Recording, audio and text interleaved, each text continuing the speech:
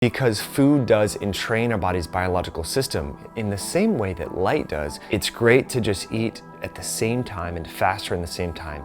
Be consistent about that. So whatever feeding pattern you figure out, try to remember to have some consistency with that. So if you're gonna fast for just 16 hours a day, okay, fine. Try to fast and feed during the same time windows every day, because it's just like when you wake up and when you go to bed, food entrains your body's circadian rhythm.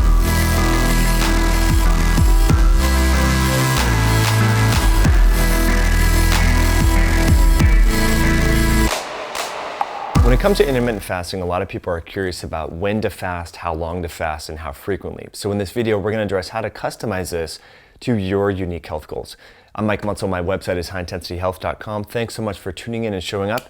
If you enjoy this video at any point, you can hit that like button and be sure to subscribe so you get updates when we launch new videos.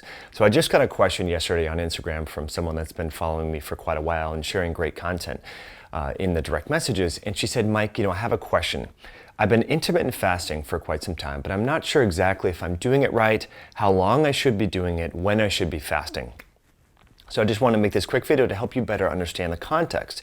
So I don't know, and I don't think any expert knows exactly when you should fast, when you should feed. You need to, unfortunately or fortunately, based upon what your customization goals are, you need to customize this and figure it out for yourself. So how do you know? Well, first of all, we need to take a step back and understand or ask ourselves, why are we fasting?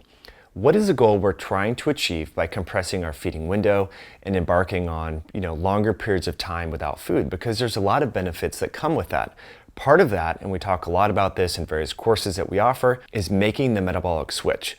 That's the biggest impetus to why you should fast. And what do I mean by this metabolic switch? And this isn't something that Mike Mutzel's making up. Mark Mattson and other researchers that study intermittent fasting and time-restricted feeding talk about this. It's making the switch away from glucose utilization and fat storage to fat oxidation and fat burning. That's the metabolic switch. So in order to feel okay when you're in a fasted state like I am right now when I make these videos, I'm causing my body to rely upon breaking down fat, okay, and taking those elements of that, the glycerol and the fatty acids, utilizing that to both make ketones and to make glucose from anew, called gluconeogenesis, right? Glucose production happens. You shouldn't be scared of it. If you're in a ketogenic state or you're fasting, your body's making glucose from anew, largely from the glycerol that's being broken in your body fat. Okay, so now that you understand this metabolic switch, then we can go back and say, what are our goals when it comes to fasting? Okay, if you're trying to lose body fat, if you're trying to balance your blood sugar regulation, if you have a strong family history of cancer like my wife, for example, if you're trying to optimize your brain function, these are all similar goals. And so we could say, well, can we achieve these goals through time-restricted feeding? That is, compressing our feeding pattern. Yes, we can. Can we achieve these goals through just straight up intermittent fasting, where we're just fasting for a certain period of the day and only eating during a confined window, say between 6 and 8 hours, for example? Yeah, you can achieve those goals based upon either one of those remedies. So you need to figure out, how strict do you need to confine your feeding window in order to achieve those goals? And that's where we need to take an honest look at our health history and say, you know what? I've been metabolically obese. Maybe I'm skinny fat. Maybe I haven't exercised for a while. Maybe I've been eating every 2 to 3 hours for my entire life. Or you can ask, that could be person A. Person B can say, well, I've been reasonably healthy, paleo, exercising for a while, but I'm just getting into intermittent fasting. So person A and person B, person A, the person that has been eating every 2 to 3 hours, that hasn't been living a healthy diet, might need to be more aggressive initially, meaning maybe they're compressing that feeding window to only 4 hours of a 24-hour day and fasting for 20 hours. But if person B has a health history that's pretty reasonable, they've been eating relatively healthy, they've been exercising and so forth, maybe they don't need to be as aggressive when it comes to their feeding window. So hopefully I'm not making this overly complicated. I just want you to understand, just like if you were to call Dave Ramsey and ask for financial advice, he would ask you how much debt you have, what's your income, what are your expenses, right? And that's going to help him better understand what advice to give to you.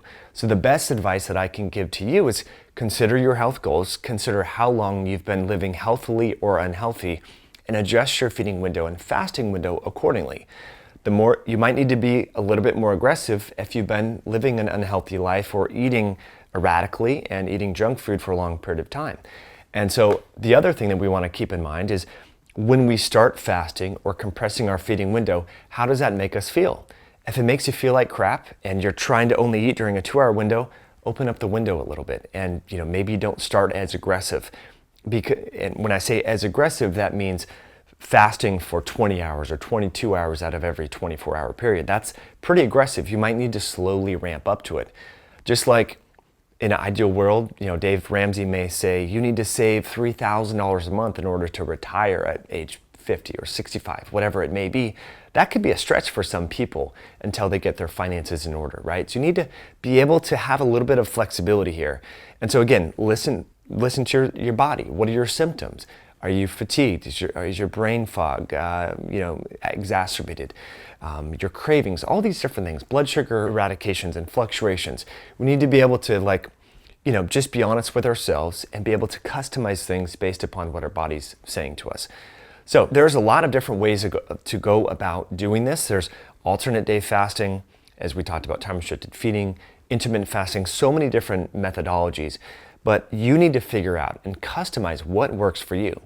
For example, my wife, as we talked about before on this channel, various other videos that I can link below, does well with 1 meal a day, in a 2-hour period, right? So she's fasting for 22 hours out of the day. Keep in mind, she's a former collegiate athlete. She's been physically active for a long time. So making that metabolic switch was easy for her. I don't know what's going to work for you. You need to customize and tinker with this. But what I would say, based upon the preponderance of medical literature that's emerging, you can't really go wrong with time-restricted feeding. Of course, I'm biased because this is my personal eating window, but I suggest, because food does entrain our body's biological system in the same way that light does, it's great to just eat at the same time and faster in the same time. Be consistent about that. So whatever feeding pattern you figure out, try to remember to have some consistency with that. So if you're gonna fast for just 16 hours a day, okay, fine. Try to fast and feed during the same time windows every day, because it's just like when you wake up and when you go to bed, food entrains your body's circadian rhythm. So hopefully this video helps to add a little bit of clarity and helps you to better understand that although an expert eats a certain way and fasts a certain way, that doesn't mean it's always ideal for you. You need to customize this based upon your prior health history, your health goals, and how you feel when you start to tinker and test with these different windows and try to be a little bit consistent with your feeding pattern. Hope you enjoyed this video. If you did, please hit that like button. If you have a question or comment or some feedback you'd like to share, I do follow the comments below, so please leave a comment below, and we'll catch you in a future video down the road.